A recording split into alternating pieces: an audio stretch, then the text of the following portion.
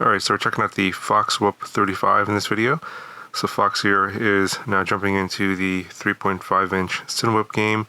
You guys have seen the Foxwhoop 25 in a previous video, and the 35 is very similar, so just moving up from 2.5-inch props to 3.5-inch props, obviously with bigger motors now to accommodate the extra weight. And the motors here are the 2105.5 2650 kV, and obviously this is for a 6S setup. If you prefer 4S, they have the same motors in a 36 kV version. And I think if you want to compare this to the Cinelog 35 Performance that came out a couple months ago, that has also the 2105.5 motors at 2650 kV, that version only comes in a 6S version, whereas this is the Foxwhoop 35 is available in a 6S and a 4S version. So if you wanted the bigger 3.5-inch Cinewhoop with the 4S motors, but it wasn't available in the Cinelog, this one is available in the 4S version. So something for you guys that are only flying 4S.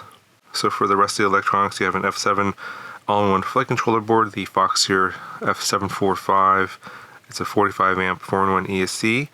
You've got your, in this case, this Runcam Link or Caddx Vista back there in the bottom for the video transmitter. Obviously it's DJI, and this is the Foxeer Apollo FPV camera, also DJI.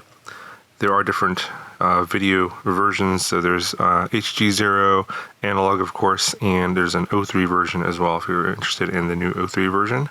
So this main carbon plate here that holds everything together, T700 carbon, just like on the Foxwhoop 25, but now we're at 5 millimeters thick.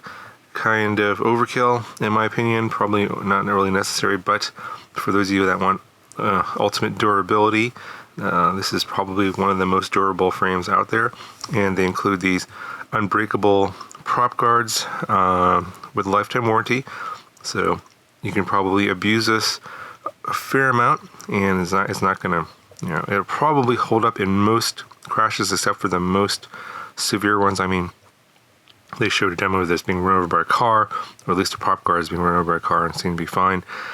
Of course, every crash is different, and in my opinion, nothing's actually unbreakable. If you hit it hard enough or crash it hard enough, it will break. But it's good to know that there's a lifetime warranty on the prop guards if you do happen to crash and break them. So for the battery connection, they've gone up to an XD60 connector because we're going with much larger 6S batteries here. And for the antenna, we got this nice long Foxeer Lollipop 4 Plus and left-hand circular polarized, of course, for DJI. And the props here are the 3-bladed T3528, I believe. So they're obviously look pretty similar to a gem fan prop. Bull-nosed, of course, on the edges here. These are made by Foxeer. So a few things to note about the setup. You can see the micro USB port on the flight controller is kind of near this post here. So I used this USB cable with as you can see, the plastic shield is fairly narrow, and it fits in here fine, no problem. But if you have a USB cable that has a more wider plastic part here that you hold on to, it may interfere with this post, and you'll have to remove that. Just an M2 screw. It's pretty easy to remove. You can activate the Vista there. So it's behind, it's going to be hard to see, it's behind those motor wires there, and you would have to also remove the post as well. But what I did instead is I just removed these 4 screws here, and the Vista is actually attached to this bottom plate. You can remove that, and then it'll come out, and then you can actually activate the Vista via the USB-C port by just lowering the Vista down after you remove those 4 screws and pull the bottom plate down. It's pretty easy to do. So mine came with an Express LRS receiver. These are the new ones from Foxeer, and they have this new antenna. Actually, here's a sample of the 2 that they sent. We've got this, it's called the light receiver, which is basically a flat antenna. And I've been testing this out. I'll post something later if I notice anything, but it's been performing pretty well, and I haven't had any major issues. And then they have this new one here. It's like basically a full-size receiver. It's not this nano size. It's basically like double the size of this one, but it comes with a UFL connector and a full antenna. But be aware that while there is firmware for the light receiver that's on XpressLRS version 2, the bigger version here of this Reaper XpressLRS receiver only comes in version 3 firmware. So I actually replaced mine out of this one just because this one was actually installed in here from the factory. So you get this version from the factory. It will come with XpressLRS version 3, and so obviously I haven't upgraded yet to version 3 yet, so I was unable to bind to any of my transmitters. So I just swapped out that receiver for a Radio Master XpressLRS receivers, but in effect it won't have any sort of effect on the performance of the quad, if you were wondering about that. So the camera mount here is actually, as I mentioned before in the Foxeer Foxwhoop 25 video, it's hard mounted here. It could be prone to vibrations if the tune isn't good, but this one has a pretty good tune, so I didn't experience any jello or vibrations from the FPV camera or in this case, I was using the Hero 11 Mini, and I did have to swap out the mount. The original mount that comes on here from the factory is the one for naked GoPro, but I don't think that if you're going to be going to the 3.5 inch Cinewhoop, your goal is to fly a larger camera like a mini or full-size GoPro, and because this can handle the weight.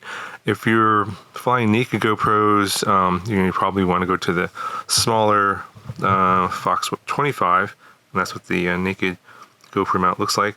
But it's pretty easy to swap out. You just take these 3 screws here. These are just M2 screws. They go into a little standoff in this plastic part, and then swap out the mount. And I put this on here so I can carry the Mini 11. And I think the tune is actually meant for the heavier setup. If you put a naked GoPro on here, you're going to probably have to retune it because it's not tuned for the lightweight. It's actually tuned for more weight for carrying a full-size GoPro. So the battery I flew with is a 6S 1000 milliamp hour battery. You can go bigger if you want more flight time, but this gave me, I don't know, pretty good flight time. I think it was like 4 minutes or something like that just on this. And, if you want way more flight time, you can go to like 1500, but you're going to be carrying extra weight around. Alright, so this is how much it weighs. It's 266.9 grams. No battery, no GoPro. Alright, with the 1000 milliamp hour 6S battery, now we're up to 430.4. And then with the 11 Mini, we're flying at 561.9. So overall, the flying characteristics of this are pretty much what I expected. It's obviously a similar motor setup to the Cinelog 35 Performance, similar weight. The tune is pretty decent for slow flying to medium fast flying. If you're just mostly cruising around doing sort of cinematic flying, which is what this is intended for, the tune is, I think, totally fine for that. Now, if you're trying to use this as your 5-inch freestyle replacement, I think you're going to be disappointed. This is not a good freestyler, in my opinion, just because it has these prop guards that just have that extra weight.